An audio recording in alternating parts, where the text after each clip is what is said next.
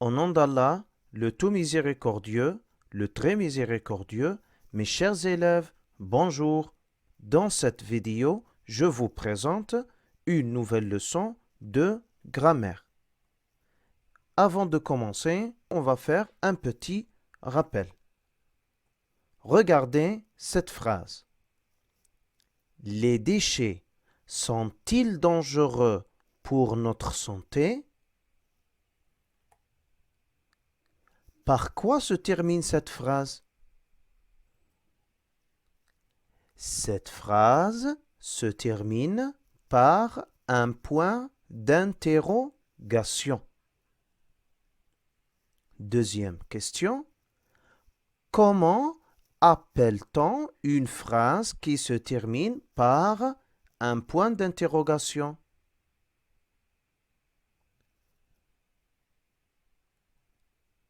On l'appelle une phrase interrogative. Une phrase interrogative. Maintenant, comment on lit cette phrase interrogative? Cette phrase interrogative, on va la lire comme une question. Les déchets sont-ils dangereux pour notre santé? Quatrième question. Qu'est-ce qu'une phrase interrogative?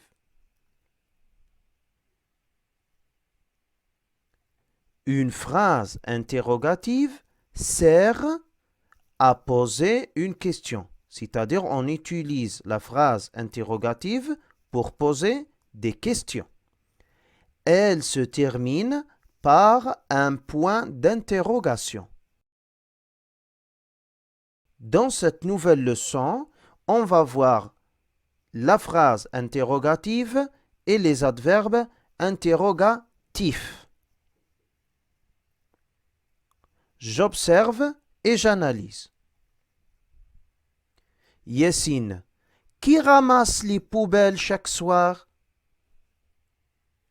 Papa, c'est les éboueurs qui ramassent les poubelles devant les immeubles.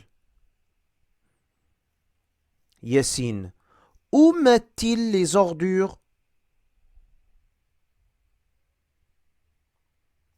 Papa, ils les mettent dans le camion poubelle, comme vous voyez dans les images.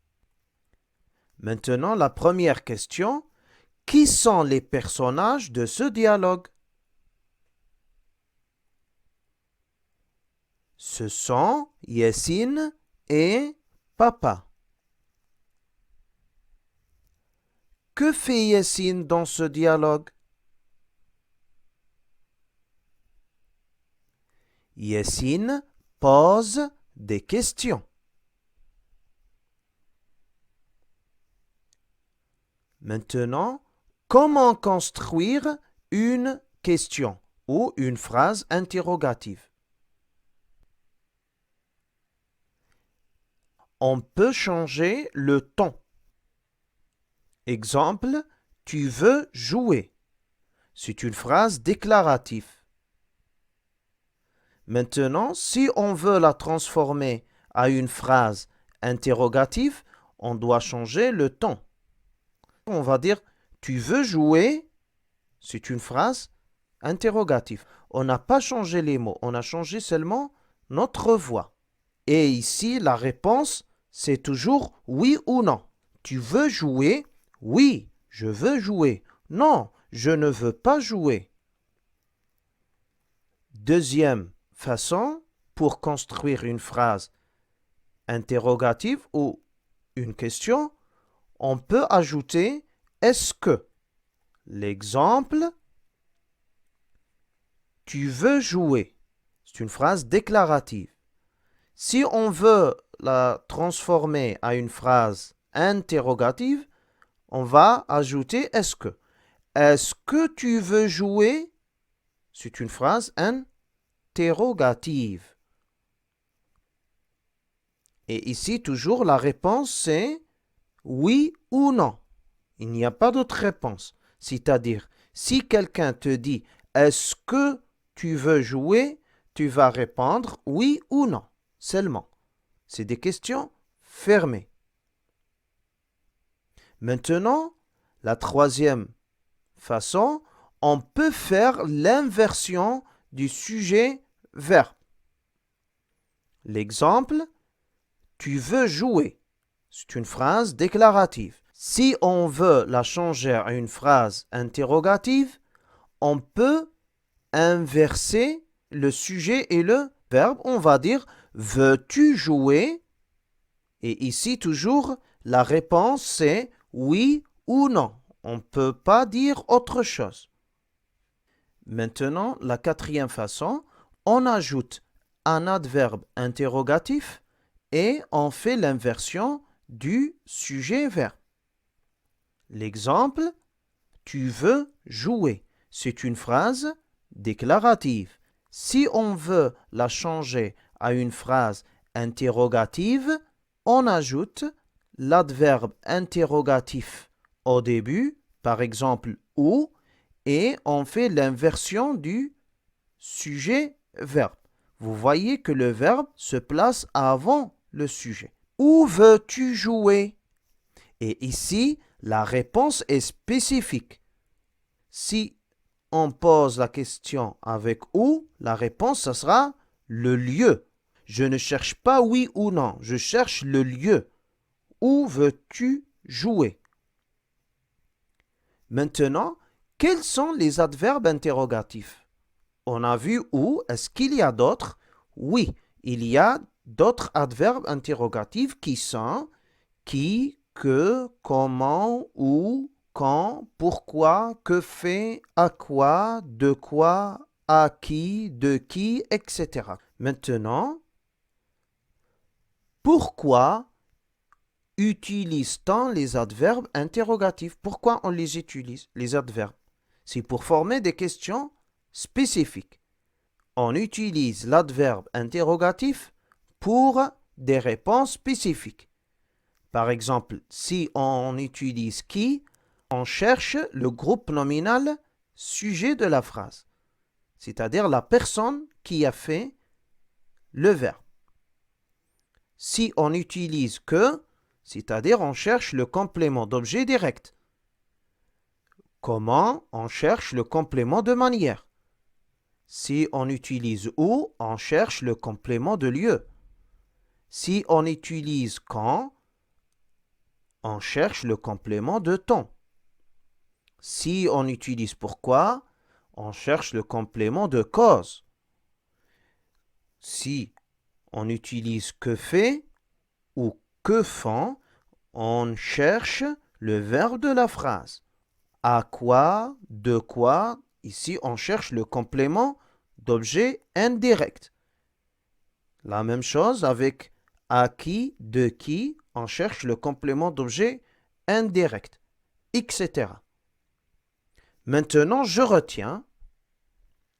La phrase interrogative sert à poser des questions, c'est-à-dire on l'utilise pour poser des questions.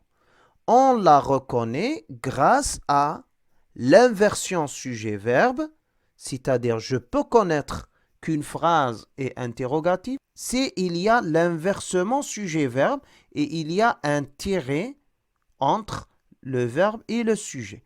Veux-tu jouer? Regardez ici, le verbe se place avant le sujet. Deuxièmement, le point d'interrogation. Chaque phrase interrogative se termine par un point d'interrogation. Veux-tu jouer? Regardez, il y a le point d'interrogation.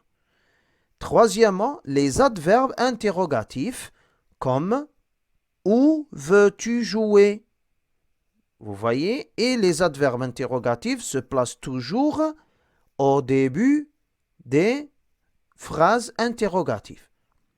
Maintenant, chaque adverbe interrogatif est utilisé pour poser une question spécifique, comme on a vu ici. Dans les cahiers de leçons, vous allez recopier le résumé suivant. Vous recopiez la date d'aujourd'hui, grammaire, la phrase interrogative et les adverbes interrogatifs. Et vous allez recopier le reste de la page. Maintenant, je m'exerce. Dans les cahiers de classe, vous allez faire les exercices suivants. Transforme les phrases suivantes à des questions en ajoutant « est-ce que ». C'est un exercice très facile. Elle écrit bien sa leçon. C'est une phrase simple. Tu vas la transformer à une phrase interrogative. Deuxième phrase, vous aimez la natation. Troisième phrase, ils ont des poules à la maison. Deuxième exercice, transforme les phrases suivantes à des questions en utilisant l'inversion sujet-verbe. On va changer la place des sujets et du verbe. Elle écrit bien sa leçon. Vous aimez la natation. Ils ont des poules à la maison. C'est les mêmes phrases, mais ici, on va utiliser l'inversion. On ne va pas ajouter « est-ce que ». Troisième exercice qui est un peu difficile. Quelles sont les questions qu'on doit poser pour trouver les mots soulignés dans les phrases suivantes? Elle écrit bien sa leçon, c'est-à-dire, quelle est la question ici qu'on doit poser pour trouver bien comme réponse? Deuxième phrase, vous aimez la natation. Quelle est la question qu'on doit poser pour que la natation soit la réponse? Troisième phrase, ils ont des poules à la maison. Toujours, quelle est la question qu'on doit poser pour que à la maison soit la réponse? Réfléchissez bien.